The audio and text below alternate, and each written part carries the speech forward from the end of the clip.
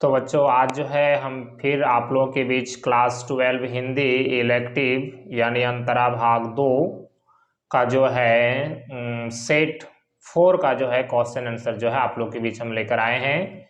तो चलिए जैक द्वारा प्रकाशित सेट 4 का 40 क्वेश्चन को हम लोग जो है देखते हैं और एक एक क्वेश्चन को हल करने का प्रयास करते हैं। तो देखिए झारखंड शैक्षिक अनुसंधान एवं प्रशिक्षण परिषद रांची द्वारा जो है ये प्रकाशित किया गया है प्रथम शाब्दिक परीक्षा यानी आपका जो दिसंबर माह में एग्जाम होने वाला है, ठीक है। तो उसी से संबंधित सारा क्वेश्चन जो है आपका दिया गया है। विषय हिंदी है, ऐच्छिक है, आपको 1.5 घंटा का समय मिलेगा और पूर्णांक जो है 40 रहेगा और प्रत्येक प्रश्न के लिए जो है आपको 1 अंक जो है दिए जाएंगे, ठीक है। तो चलिए देखिए पहला क्या है। सबसे पहला तो आपका एक गद्यांश रहेगा और इसी गद्यांश को पढ़कर आपको 1 से 4 नंबर तक क्वेश्चन का जो है आंसर देना है। तो बच्चों हम लोग गद्यांश को हम नहीं पढ़ेंगे, आप हम डायरेक्ट क्वेश्चन की ओर आते हैं और उसके बाद जैसे है हम जो क्वेश्चन का आंसर टिक लगाएंगे। आप इसको वीडियो को पॉज करके आप गद्यांश को देख लीजिएगा कि इसका ये आंसर सटीक आंसर हमने जो है टिक लगाया है कि नहीं। तो देखिए सबसे पहले क्या है, पहला क्वेश्चन है धर्म किस तक पहुंचने के साधन है।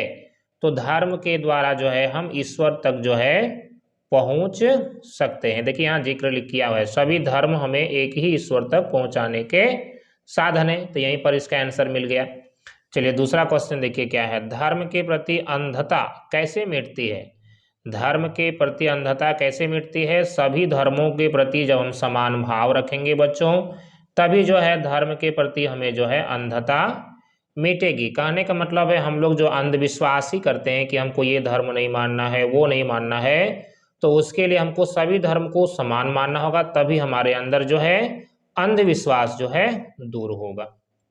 तीसरा क्वेश्चन देखिए क्या है, धर्म का क्षेत्र कैसे व्यापक बनता है। तो कैसे व्यापक बनता है, दूसरे धर्मों के प्रति भी जब हम समभाव रखने लगते हैं तब जाके धर्म का क्षेत्र जो है हम व्यापक बनने लगता है ना।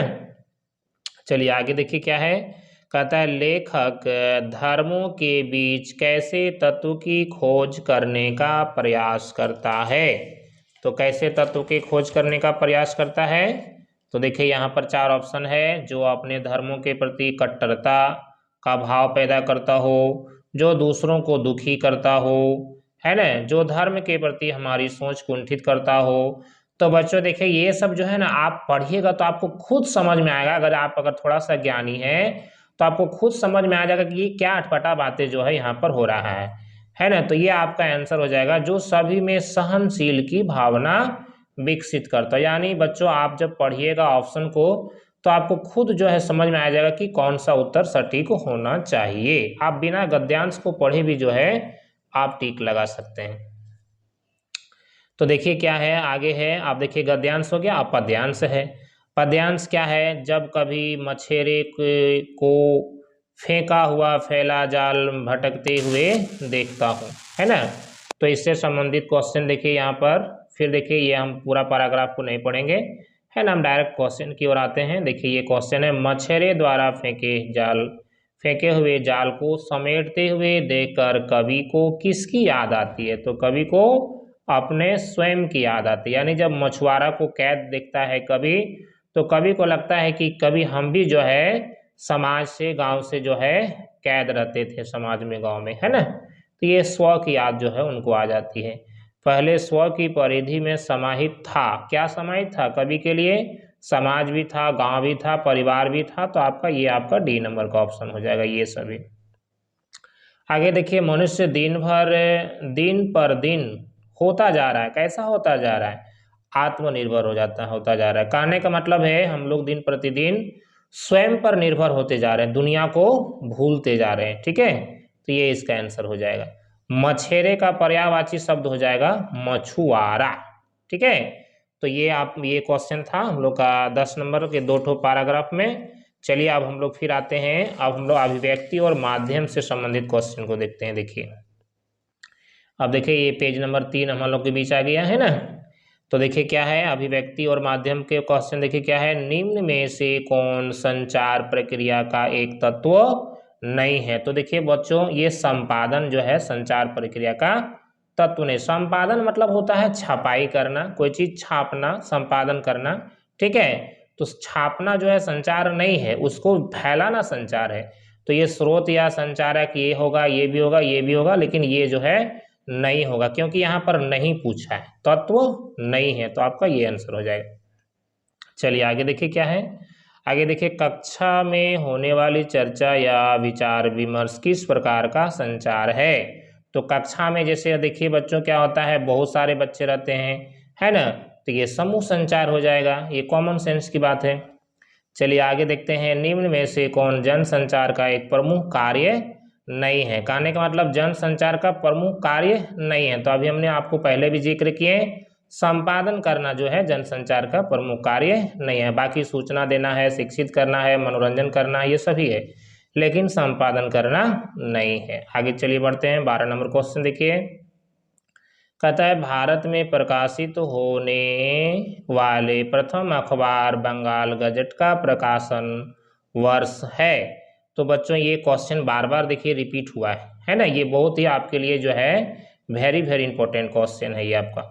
तो इसका आंसर हो जाएगा ये 1780 ईस्वी में, है ना, ठीक है। ये देखिए यहाँ पर सारा डिटेल हमने लिख दिए हैं। 29 जनवरी को जो है ये 29 जनवरी 1780 को जो है ना, प्रकाशन हुआ था। कोलकाता जनरल इसके जो है जेम्स ऑगस्टस हिक्की, है ना, ये जो है आपका मतलब संपादक थे, है ना, कोलकाता जनरल के जेम्स ऑगस्टस हिक्की के उपस्थिति में जो है ये संचालन हुआ था।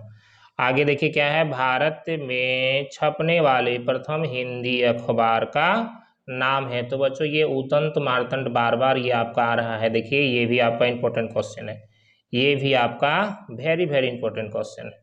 तो ये उदंत मार्तंड देखिए यहाँ पर डिटेल लिख दिए हैं, जो 30 मई 1826 ईस्वी में कोलकाता से शुरू हुआ, और इसका एक नाम जो है उगता सूर्य भी है, याद रखिएगा, इसका एक नाम उगता सूर्य भी है।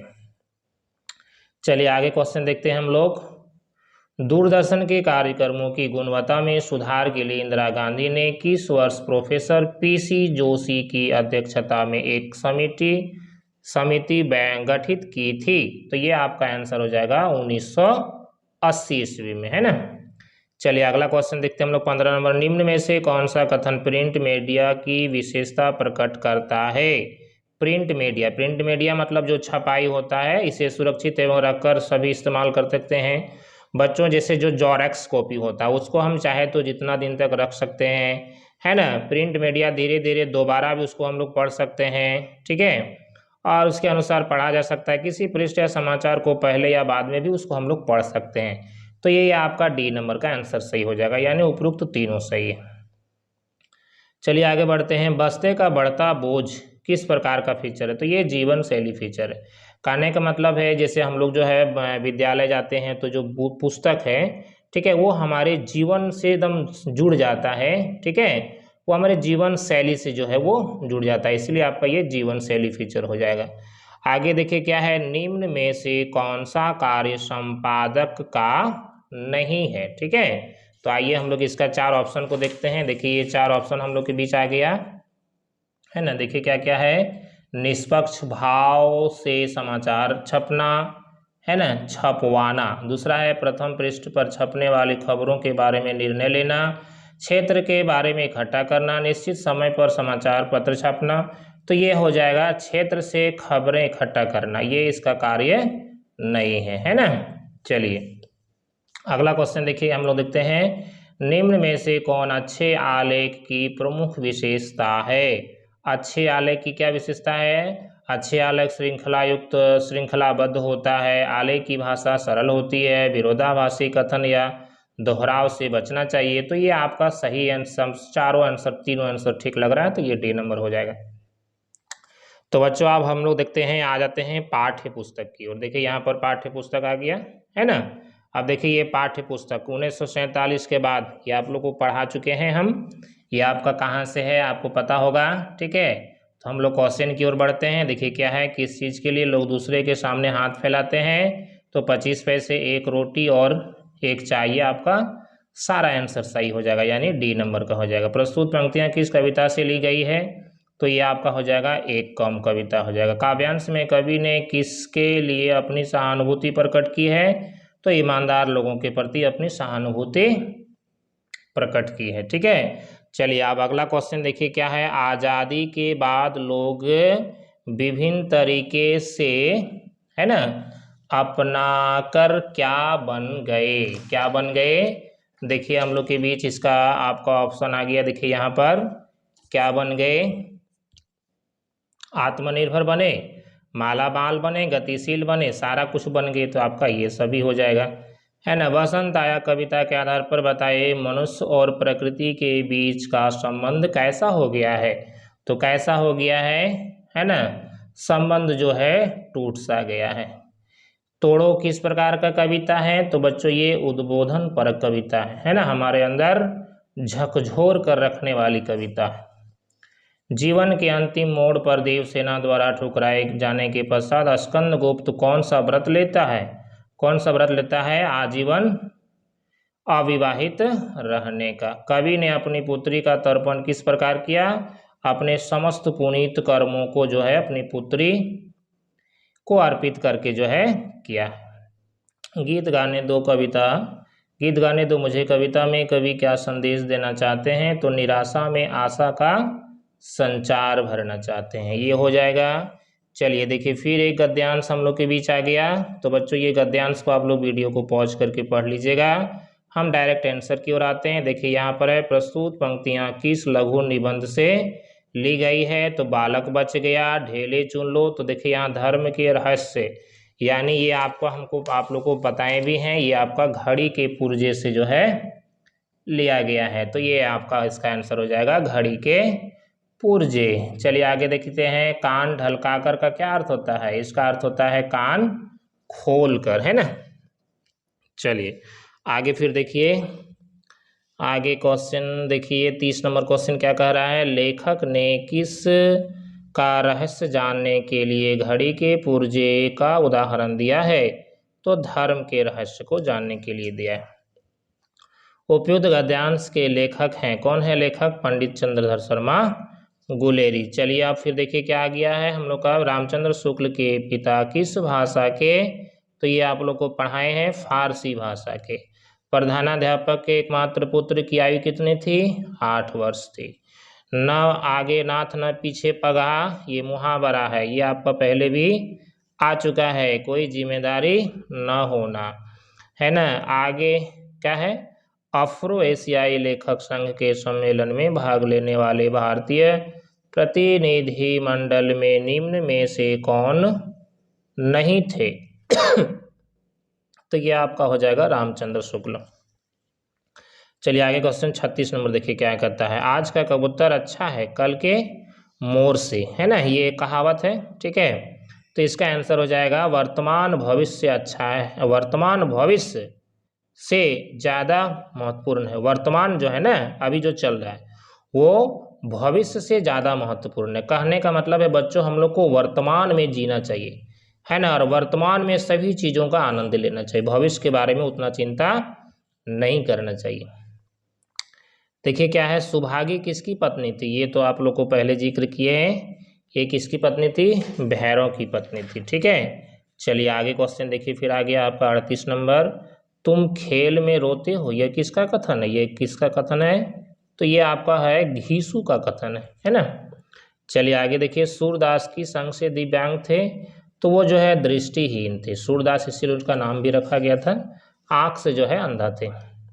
सूरदास से संबंधित कौन सा कथन सही है? तो ये कौन सा कथन सही है? सूरदास में अदम्य जिजीविषा और संघर्ष का जो है उसके अंदर भाव था। ठीक है, तो बच्चों ये था 40 क्वेश्चन, है ना। उम्मीद है आपको ये सारा समझ में आ गया होगा।